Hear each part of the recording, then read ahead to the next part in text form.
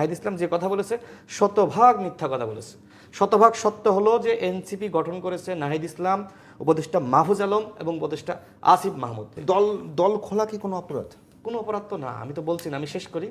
দেখেন, নাহিদ ইসলামের বাসায় এই দলের সমস্ত পলিসি তৈরি হয়েছে, এখানে কোনো মিথ্যা নাই, সেও অস্বীকার করতে পারবে না। আজকে নাহিদ ইসলাম যে মিথ্যা কথাগুলো বললেন, আমার খুব কষ্ট লেগেছে। নাহিদ ইসলামের বাসায় আলোচনা করেছে আমাদের সাথে, তা আমাকে আপনি কিভাবে বলবেন যে আমি মিথ্যা বলতেছি? আমার এই চোখকে ফাঁকি দিতে পারবেন? এবং আরো বিভিন্ন ব্যক্তি মহলকে ডেকেছে, অন্যান্য দলকে ডেকেছে, নাহিদ ইসলামের বাসায় ডেকেছে, দল গঠনের আলোচনা করেছে, নাহিদ ইসলাম নিজে করেছে, উপদেষ্টা থাকাকালীন সময়ে করেছে। এখন যদি সে এসে মিথ্যা কথা বলে যে এনসিপির সাথে ওই দুজন ছাত্র উপদেষ্টার কোনো ধরনের সংযোগ নাই, আমাদের দলের অসংখ্য নেতাকর্মীকে প্রলোভন দিয়েছে আসিফ মাহমুদ নিজে, ফেসবুকে মেসেজ দিয়েছে, কল দিয়েছে, টাকার অফার দিয়েছে, দু একজনকে টাকাও দিয়েছে, এই তথ্যও রয়েছে। এখন যদি এসে বলে যে এটা সরকারের সাথে সংশ্লিষ্ট কোনো পার্টি না, এগুলো বললে কি হবে নাকি? আসিফ মাহমুদ তো টাকার অফার দিয়েছে, এক্স্যাক্টলি দিয়েছে, এবং টাকাও দিয়েছে। আমরা তো উল্টাটাও দেখি যে এই পাশ থেকে আমি এগুলো পছন্দ করি না।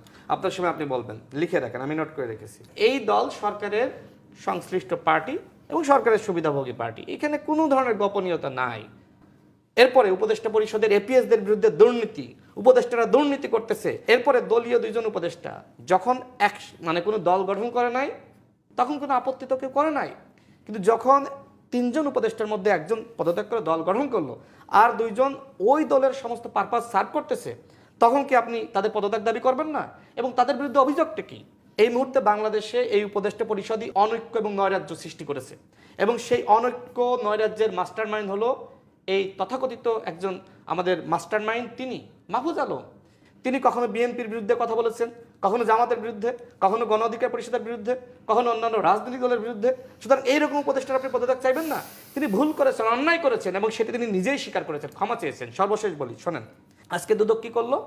আজকে আসিফ মাহমুদের আপনার যে এপিএস ছিল, এপিএস এর এনআইডি লক করেছে। এমনকি বলা হয়েছে তিনি বিদেশ যেতে পারবেন না। কেন?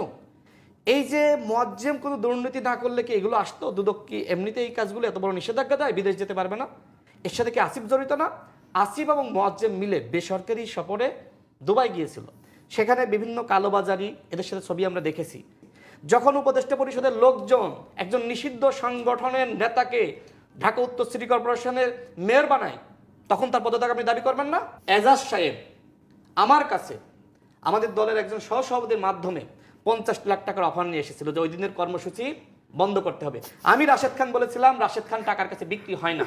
নুরুল হক নূরের সাথে যোগাযোগ করেছিল, এইভাবে তারা আমাদের কর্মসূচি বন্ধ করার জন্য